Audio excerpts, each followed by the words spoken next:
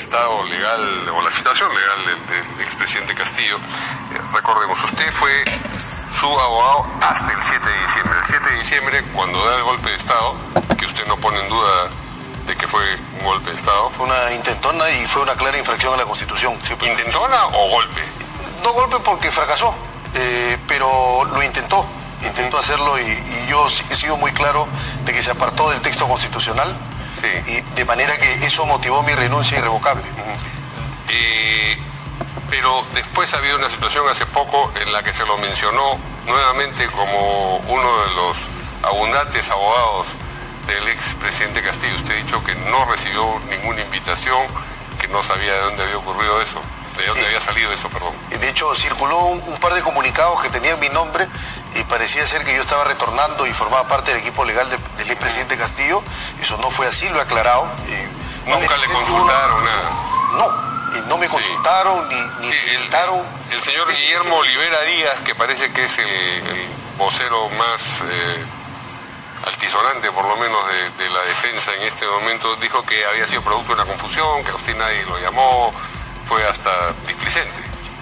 Problema del señor, porque finalmente la invitación era para su oficina. Entonces, si hay una invitación a mi oficina, yo tengo que controlar que a quien yo invite finalmente haya coordinado. Entonces, finalmente ese descuido ha sido imputado a esa persona, al doctor Olivera. Sí. Ahora, si usted hubiese recibido la invitación, ¿la declinaba? Declinado, definitivamente. ¿Por esto, por el golpe de Estado? Por supuesto, por el intento. Ahora, quizás lo que hizo verosímil por un instante que usted estuviese de regreso allí fue que ya una vez había usted dejado la defensa y había regresado. Claro, con la gran diferencia de que en ese momento fue un asunto de descoordinación que había motivado mi renuncia. Sí. Pero esta vez no fue un tema de descoordinación, fue un tema de sorpresa. Pero toma por sorpresa lo que hizo el... Tuvo que ver también con esta tendencia a la multiplicidad de abogados que tiene el señor Pedro Castillo, ¿no? En parte sí. En aquella oportunidad. En parte sí, porque claro, cuando tienes una multiplicidad de voces, entonces no sigues la voz que debes escuchar. Yo no imagino que si es que me pongo enfermo voy a estar escuchando un coro de voces de médico. Yo escucho a mi médico de cabecera y lo que me diga es ley. Así debería ser. Pero no solamente era lo que le decían a la persona que requería la defensa, sino lo que decían de cara a la ciudadanía, esos abogados.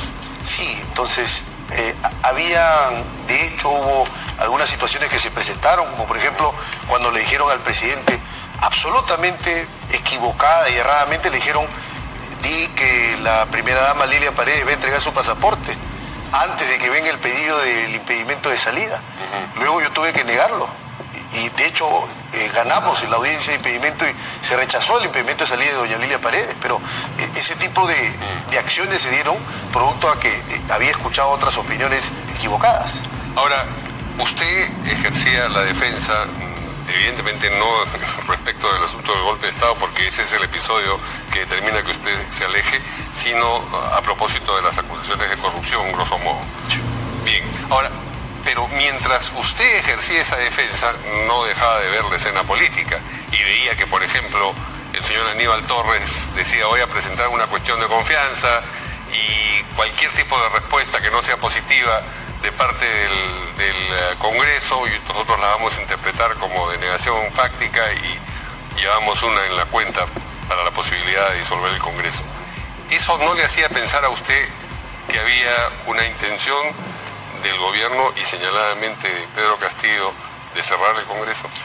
No, porque eso había llevado a que en las reuniones que teníamos definitivamente se abordara el tema y se consultara, o sea, cuál es el camino que establece la Constitución en relación... ¿Hablaban ustedes del cierre del Congreso hablando del problema de corrupción? Alguna vez no.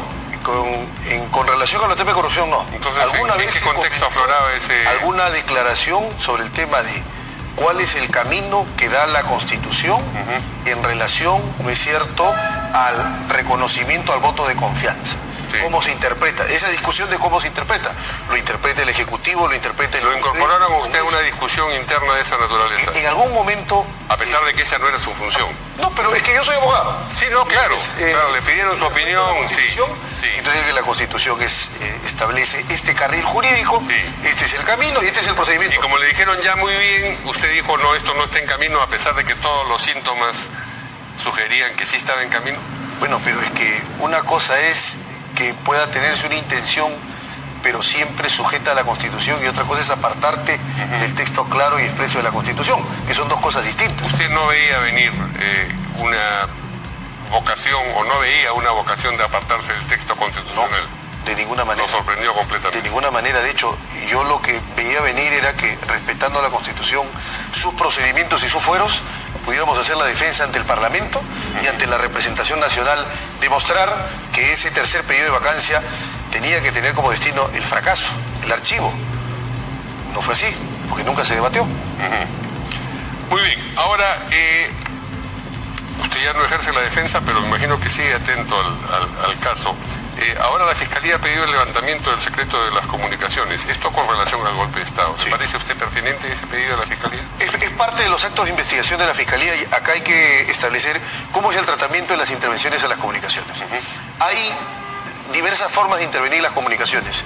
Si uno está con el celular, yo estoy conversando con usted, esa intervención en tiempo real puede ser interceptada siempre que la Fiscalía le pida la autorización al juez, el juez se lo dé sin audiencia. Eso se llama medida inaudita pars. Claro, porque tiene que ser reservado, claro. Exacto, el éxito de la medida está en riesgo. Depende de la reserva. Pero hay otro tipo de medidas, que es lo que está pidiendo la Fiscalía acá, que se llama el histórico de las llamadas o el registro de la llamada, para saber en un periodo de tiempo antes y después del 7 de diciembre con quién se comunicó, qué llamada recibió y a quiénes llamó don Pedro Castillo. Eso, según la ley, sigue otro procedimiento. El juez, como ya sabe que las operadoras telefónicas almacenan la información y está en su poder y es inalterable, entonces no hay problema de que se le corra traslado al abogado de Castillo. Sí. El pedido, el abogado se pueda oponer por escrito y luego esa discusión se lleve a una audiencia. De hecho, va a haber una audiencia de carácter privado por la sensibilidad de la información, ha dicho el juez. El 5 de julio. Exacto. Sí. Es una audiencia para determinar si es que el pedido de obtener la información en relación a las comunicaciones, repito, histórico de llamada, no se va a saber con quién habló en vivo, en directo, en los momentos previos o posteriores al 7 de diciembre. Lo que se va a saber es básicamente llamada entrante, llamada saliente, duración de la llamada. Claro. Eso es lo que se va a saber. Y yo creo que el juzgado va a aceptar. Creo que se cumple con los requisitos de la ley. Además es una medida que me parece pertinente con la hipótesis de la investigación que está planteando de la Fiscalía, así que yo creo que no va a haber mayor inconveniente que se acepte y se declare fundado el pedido fiscal. ¿Y qué le parece la hipótesis en general? Me parece una hipótesis que va en contra del texto de la ley penal, porque yo he sido claro también y lo reitero. Para mí, Castillo puede ser infractor de la Constitución, pero no es autor de rebelión, porque el texto del tipo penal... No, para nada, porque nuestro texto penal se ha construido de tal manera que se exige alzarse en armas. Entonces, esta interpretación de que como era un jefe supremo y pretendía serlo y tenía todo el poder, entonces eso vamos a tenerlo como alzarse en armas, eso es básicamente, ¿no es cierto? Lo que se está haciendo es tomar la ley penal como un chicle.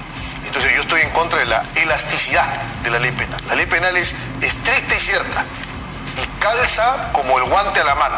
Y si no calza, no hay que forzarlo, porque si no el guante se rompe. ¿Y qué piensa de la acusación que hace Guillermo Olivera Díaz, uno de los abogados de Pedro Castillo, a propósito del coronel Harvey Colchado de la policía, que al calificar de delictiva e inconstitucional la captura que realizó del expresidente el 7 de diciembre?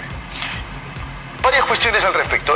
Primero, cuando un abogado, nosotros tenemos en el código el permiso de cuando polemizamos, ¿no es cierto? Y entre abogados no existe injurias recíprocas, es decir, no hay delito.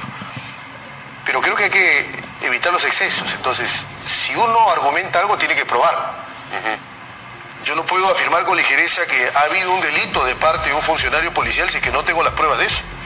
Que a alguien no le parezca que no se cumpla con los requisitos de flagrancia, lo lleve inmediatamente a decir, acá hay una actuación delincuencial. Entonces, Una cosa es decir, no se cumple con los requisitos de la ley de la intervención, y otra cosa es decir, este policía es un delincuente. Entonces, yo